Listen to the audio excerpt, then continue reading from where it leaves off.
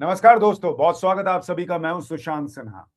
Supreme court से आज वो खबर आई है जिसने राहुल, ममता, अखिलेश और पूरे इंडी गठबंधन और उनके उनके इकोसिस्टम के धागे खोल के रख दिए हैं। जो वो आरोप लगा रहे थे कि इस देश में नरेंद्र मोदी वोट चोरी करके चुनाव जीत रहे हैं, जिन्हें चुनाव आयुक्त के खिलाफ जो है बड़ा एक्शन चाहिए था। आज सुप्रीम कोर्ट ने जो फैसला सुनाया है वो इस देश के हर नागरिक को सुनना चाहिए। वीडियो आखिर तक देखिएगा, क्योंकि नहीं तो कोई आएगा आपको कॉकरोच बनाकर इस्तेमाल करना चाहेगा।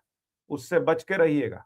और इसीलिए आज सुप्रीम कोर्ट ने जो बड़ा फैसला सुनाया है, वोट चोरी आप सुनते थे कि एसआईआर के जरिए वोट चोरी हो रहा है। सुप्रीम कोर्ट ने आज कह दिया है कि एसआईआर अवैध नहीं है, और उसने कहा है कि कानून के मुताबिक चुनाव आयोग ने काम किया है। और यह बहुत बहुत महत्वपूर्ण फैसला है। चुनाव आयोग ने 5 बातों के स्पष्ट जवाब दिए। माफ कीजिएगा, सुप्रीम कोर्ट ने। और सुप्रीम कोर्ट ने साफ कर दिया है कि जिनका नाम वोटर लिस्ट में नहीं है, क्या वो देश में रहेंगे, नहीं रहेंगे, क्या होगा आगे उनके साथ, वो भी आज आपको इस वीडियो में बताऊंगा। लेकिन सुप्रीम कोर्ट के फैसले पर आपकी राय क्या है, कमेंट करके बताइएगा। लेकिन फिलहाल इस फैसले के बाद भैया लोग छाती पीट रहे हैं। योगेंद्र यादव, प्रशांत भूषण, पूरा इको सिस्टम, इको चैम्बर भाई आज रो रहा है जबरदस्त। क्योंकि सुप्रीम कोर्ट ने सिर्फ एसआईआर को वैध नहीं बताया, संवैधानिक नहीं बताया, बल्कि यह भी कह दिया कि एसआईआर की प्रक्रिया चलती रहेगी।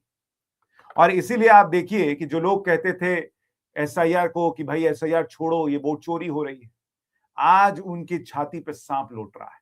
मैं आपको दिखाऊं, प्रशांत भूषण भाई साहब कह रहे हैं कि आज न्यायपालिका के लिए काला दिन है।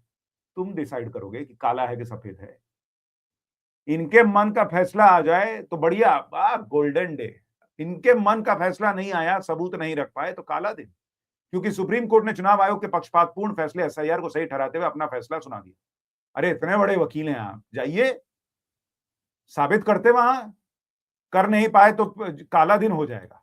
इनके मित्र जो पिच बनाते हैं इंडी गठबंधन के लिए, भाई साहब पिच क्यूरेटर योगेंद्र यादव भाई, उनका तो लग रहा है कि कहीं दिल जो है वो बैठ ना जाए। देखिए कैसे आंसू बहा रहे हैं, फिर आगे की बात बताता हूं। गलत खबर सुनी है आपने। खबर ये नहीं है कि सुप्रीम कोर्ट ने आज इलेक्शन कमीशन के एसआईआर को वैलिड और कॉन्स्टिट्यूशनल बता दिया है। असली खबर ये है कि अब इस देश में वोटर सरकार को नहीं चुनेंगे, सरकार वोटर को चुना करेगी। बाकी ये 124 पेज का जजमेंट है, बहुत अंग्रेजी है, आप पढ़ लेना। मगर असली खबर ये है कि अब बीजेपी इस देश में तय करेगी कि कौन वोट कर सकता है, कौन वोट नहीं कर सकता है। खबर यह है कि इस चुटकुले को लोकतांत्रिक चुनाव बताया जाएगा। भाई साहब ये आदमी जो है ना, इतना रोता है, मैं आपको क्या बताऊं। और ये बता रहे हैं कि खबर ये है कि बीजेपी तय करेगी वोटर कौन है। खबर ये है कि इस देश में लोकतंत्र जिंदा है, ये सुप्रीम कोर्ट ने मुहर लगाई। खबर यह है कि इन लोगों का एजेंडा नहीं चला है। खबर यह है कि योगेंद्र यादव पॉलिटिकल पार्टीज के लिए पिच बनाते बनाते बीजेपी को हराने के लिए जो एजेंडा चलाते हैं सेफोलॉजिस्ट की आड़ में, वो सुप्रीम कोर्ट पर प्रभाव नहीं छोड़ता। क्योंकि वहां जजमेंट जो आता है वो सबूतों के आधार पर आता है। खबर ये है, ये कह रहे हैं कि बीजेपी तय करेगी कि वोटर कौन होगा। तो तमिलनाडु में काहे नहीं तय कर दी, केरल में काहे नहीं तय कर दी, 240 सीट जब आ रही थी तब काहे नहीं तय कर दी। क्या देश में पहली बार एसआईआर हो रहा है? एकदम में बेशरम है क्या ये लोग, हद कर दिए। कोर्ट में गए, सबूत नहीं रख पाए और फैसला खिलाफ आ गया, तो फिर वो भड़काने चले कि जेनजी को कैसे भड़काना है। इनके जो सबसे बड़े गुरु हैं राहुल गांधी, वो तो कहते थे कि मैं सबूत जेनजी को दिखा दूंगा कि कैसे वोट चोरी होती है। कोर्ट को क्यों नहीं दिखा पाए? सुनिए राहुल गांधी क्या कहते हैं और युवा हैं, उनको हम क्लियरली दिखा देंगे कि नरेंद्र मोदी चुनाव चोरी करके प्रधानमंत्री बना है, बीजेपी चुनाव चोरी करती है। क्लियरली बता देंगे, कोई डाउट नहीं होगा। Thank you. क्लियरली बता देंगे, कोई डाउट नहीं होगा। अरे तो जाके बताना था ना सुप्रीम कोर्ट को, वहां क्यों नहीं क्लियरली बता पा रहे? वहां क्यों डाउट रह जा रहा है? बॉस टेलीविजन पर आकर बातें बोल देना, और आप जो है वो चुनाव आयोग पर आरोप लगा देना बहुत आसान है। लेकिन आप जाएं और उसके बाद जो है कोर्ट के अंदर सबूत देकर साबित कर पाए, ये इसमें जमीन आसमान का फर्क होता है। और ये लोग जो आज सवाल उठा रहे हैं, आप देखिए कैसी खबरें छप रही हैं कि बांग्लादेश भाग रहे हैं, बंगाल से बहुत सारे लोग, जब से वहां शुभेंदु अधिकारी सीएम बने और उन्होंने कहा है कि जो घुसपैठिए हैं वो भारत छोड़े। क्या ये इस देश में नहीं होना चाहिए? हम बांग्लादेशियों को बैठा के खिलाएंगे? अपने देश के नागरिक के लिए हम मेहनत करेंगे, उनके साथ खड़े होंगे। जो गरीब है उसको गरीबी रेखा से ऊपर लाना है, एजुकेशन देना है, 10 चीजें करनी है, हम बांग्लादेशियों को बैठा के खिलाएंगे, रोहिंग्यास को बैठा के खिलाएंगे। और इनको ये चलता है क्योंकि फर्जी वोटर आईडी बन जाए, फर्जी जो है वो आप जो है दस्तावेज बना लो और वोट देते रहो एक पार्टी को, किसी पार्टी को, बीजेपी को वोट ना दो, बस देश में बैठे रहो। ये चल जाएगा क्या इस देश में? इसलिए क्या इनको एसआईआर से दिक्कत है?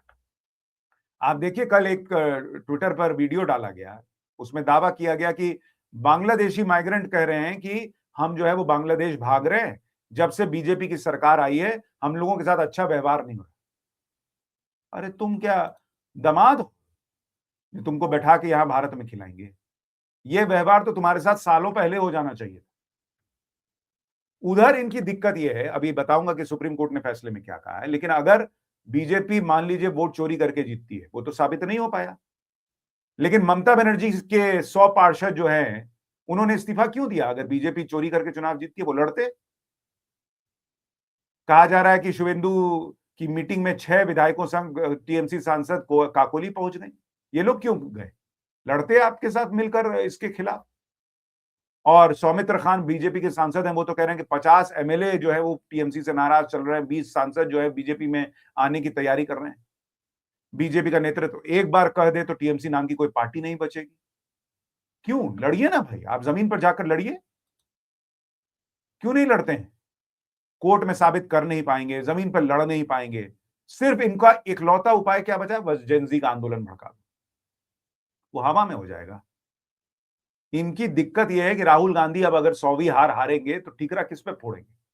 क्योंकि हर बार कुछ ना कुछ करते हैं, कभी मीडिया, कभी इलेक्शन कमीशन, कभी एसआईआर, कभी फलाना, कभी ढिमकाना, कभी ईवीएम। 100वीं हार का ठीकरा अब किस पे फूटेगा? सवाल ये है। मैं तो कहता हूं बोल दीजिए कि एलियन से सेटिंग है, कुछ वहीं बाहर से लोग कर दे रहे हैं जो किसी को पता नहीं चल पा रहा है। लेकिन आप देखिए कोर्ट के अंदर क्या क्या हुआ, मैं आपको वो भी बताता हूं। कोर्ट के अंदर जो हुआ, कोर्ट ने कहा कि भाई क्या चुनाव आयोग के पास एसआईआर करने की शक्ति है? कोर्ट ने साफ कहा कि यह नहीं कहा जा सकता कि चुनाव आयोग ने एसआईआर कराकर अपने अधिकारों से बाहर जाकर काम किया है। सिर्फ इसलिए इसे गैरकानूनी नहीं कहा जा सकता क्योंकि यह सामान्य प्रक्रिया से अलग था। एसआईआर का मकसद चुनाव प्रक्रिया को कमजोर करना नहीं, बल्कि निष्पक्ष और पारदर्शी चुनाव सुनिश्चित करना है। यह कोर्ट ने क्लियर कहा है। क्या इसका कोई वैध उद्देश्य है और क्या इसके लिए अपनाए गए उपाय सटीक हैं? कोर्ट ने कहा कि एसआईआर की प्रक्रिया संतुलित और सही। इससे ज्यादा स्पष्ट कोर्ट क्या कहेगा भाई? इसका मकसद वोटर लिस्ट को सही और साफ रखना है। जिसका मन वो घुस जाए वोटर लिस्ट में, चलते रहना चाहिए इस देश में, हिसाब क्या। तीसरा सवाल था कि क्या ये प्रतिनिधित्व अधिनियम और संबंधित नियमों के विपरीत है? कोर्ट ने कहा कि नहीं, कानून के दायरे से बाहर नहीं माना जा सकता एसआईआर। चौथा सवाल था क्या चुनाव आयोग के पास जानकारी या दस्तावेज मांगने का अधिकार है? आदेश में कहा गया है कि चुनाव आयोग ने जिन दस्तावेजों की मांग की उन्हें मनमाना नहीं कहा जा सकता। आधार कार्ड समेत 11 तरह के दस्तावेजों को मान्य माना गया है। एसआईआर के तहत जिन लोगों के नाम काट दिए गए उनका क्या होगा?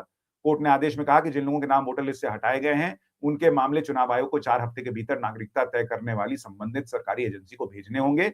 उस एजेंसी को संबंधित लोगों को नोटिस देना होगा, उन्हें अपनी बात रखने का मौका देना होगा और चुनाव से पहले फैसला करना होगा। इसमें से कौन सा पॉइंट गलत है, मुझे यह बताइए। आप जो लोग वीडियो देख रहे हैं, आप ये सोचिए कि आपका नाम क्यों नहीं कटा?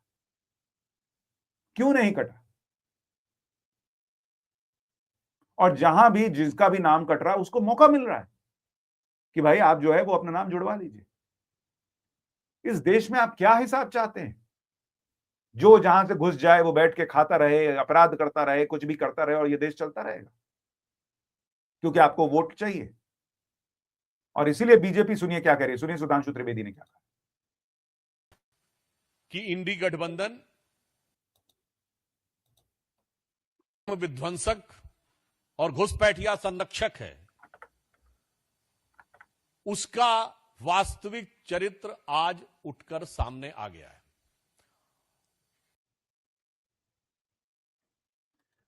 तो बीजेपी कह रही है कि ये लोग घुसपैठिया समर्थक हैं और उनका वास्तविक चरित्र सामने आ गया। लेकिन मैं एक बड़ा बड़ा प्रश्न पूछना चाहता हूं कि ये इस देश में कब तक चलेगा कि आप जहां चुनाव जीतेंगे वहां ईवीएम ठीक, आप जहां चुनाव हारेंगे वहां ईवीएम खराब, आप जहां चुनाव जीतेंगे वहां जो है पुलिस जो है वो रोक नहीं पाती वोटर को वोट डालने से, जहां आप चुनाव हार जाएंगे वहां अरे देखिए पुलिस से बोल के रुकवा दिया। आप जहां चुनाव जीत जाएंगे वहां पर स्ट्रांग रूम सुरक्षित है, आप जहां चुनाव हार जाएंगे वहां स्ट्रांग रूम सुरक्षित नहीं। आप जहां चुनाव जीत जाएंगे वहां के सीसीटीवी फुटेज को जो है देखने की जरूरत नहीं है, आप जहां हार जाएंगे आप कहेंगे वहां सीसीटीवी फुटेज क्यों नहीं दिखा रहा। अरे दीजिए 45 दिन का समय होता है, लगाइए अपील कीजिए, लीजिए CCTV footage.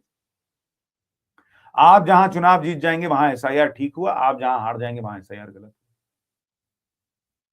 Boss Narendra Modi को अगर आपको हराना है तो सबसे पहले तो ये काम करना करना होगा, क्योंकि पब्लिक को सबसे ज्यादा जो तकलीफ हो रही है वो इसी बात से हो रही है। बीजेपी को की सरकार 12 साल हो गए, कई लोगों को हो सकता है कुछ बातों से दिक्कत होगी, तकलीफ होगी, वो विकल्प भी चाहें तो वो किसको चुने?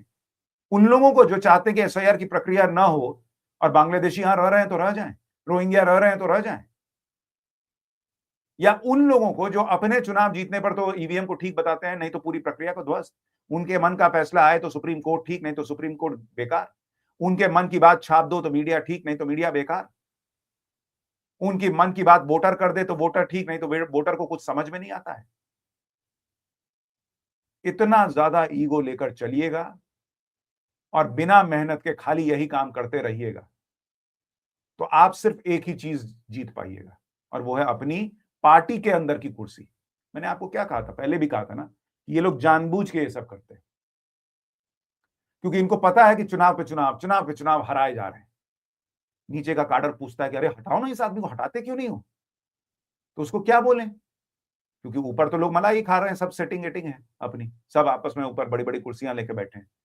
तो नीचे वाले को कुछ तो कहना होगा ताकि वो विद्रोह ना कर दे। तो उसको कहो कि कभी ईवीएम खराब है, कभी एसआईआर खराब है, कभी मुख्य चुनाव आयोग खराब है, कभी ये कभी वो, कभी मीडिया, कभी फलाना कभी ढिमकाना। और इसीलिए मैं कहता हूं इस देश को अच्छे विकल्प की जरूरत है, इस देश को अच्छे विपक्ष की जरूरत है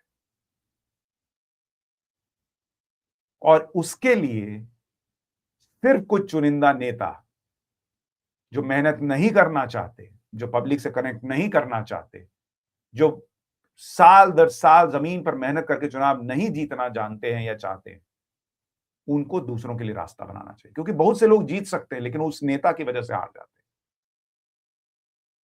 लेकिन आज देश जीता है क्योंकि सुप्रीम का फैसला आ गया है कि एसआईआर की प्रक्रिया गलत नहीं थी, संवैधानिक थी। बाकी जिसको जितनी छाती पीटनी है पीटे, पीटिएगा तो दर्द ही होगा, बरनौल लगाइएगा जहां जहां मन करे। आज के लिए इतना ही। आप अपनी राय जरूर दीजिएगा, वीडियो को लाइक और शेयर कीजिएगा। नमस्कार।